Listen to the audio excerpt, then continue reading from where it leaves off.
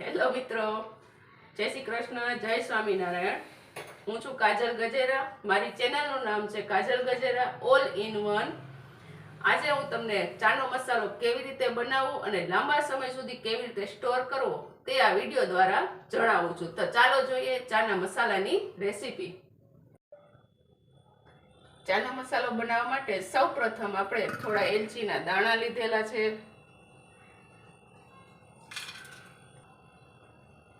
ત્યારબાદ આપણે થોડા લવિંગ લીધેલા છે.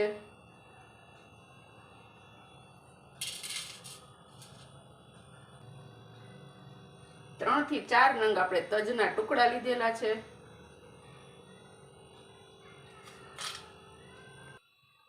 અડધો નંગ જાયફળ લીધેલું છે. 2 ચમચી આપણે સૂંઠનો પાવડર લીધેલો છે.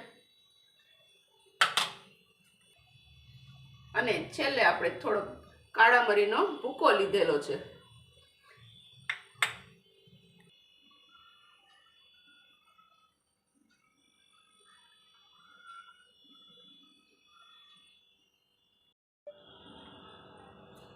હવે આ બધી વસ્તુને આપણે મિક્સર જારમાં મિક્સ કરી અને બારીક એનો ભૂકો કરી લેવાનો છે. તો પહેલા એલચી એડ કરી છે, પછી આપણે લવિંગ એડ કર્યા છે,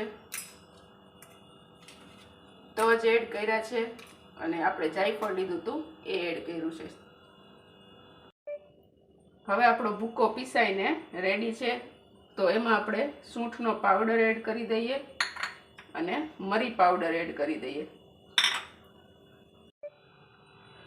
તો રેડી છે આપણો ચાનો મસાલો. તમે જોઈ શકો છો કે પીસાઈને સરસ થઈ ગયો છે. હવે આ ચાના મસાલાને આપણે એક બાઉલમાં લઈ લઈએ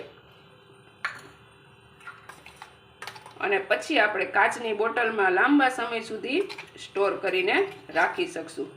પણ આ ચાના મસાલાનો ટેસ્ટ અને એની સુગંધ બનતો હશે ત્યારે એટલી સરસ આવશે ને કે પાડોશમાંથી પણ કોઈ પૂછવા આવશે કે તમે આ ચાનો મસાલો કેવી રીતે બનાવ્યો. જો તમે જોઈ શકો છો કે કેટલો સરસ આનો કલર આવ્યો છે, બહાર કરતાં પણ સરસ છે. રેડી છે આપણો ચાનો મસાલો. જો તમને મારી આ રેસીપી પસંદ આવે તો લાઈક કરો, શેર કરો, સબસ્ક્રાઈબ કરો અને કોમેન્ટ બોક્સમાં કોમેન્ટ કરવાનું તો ભૂલતા જ નહીં.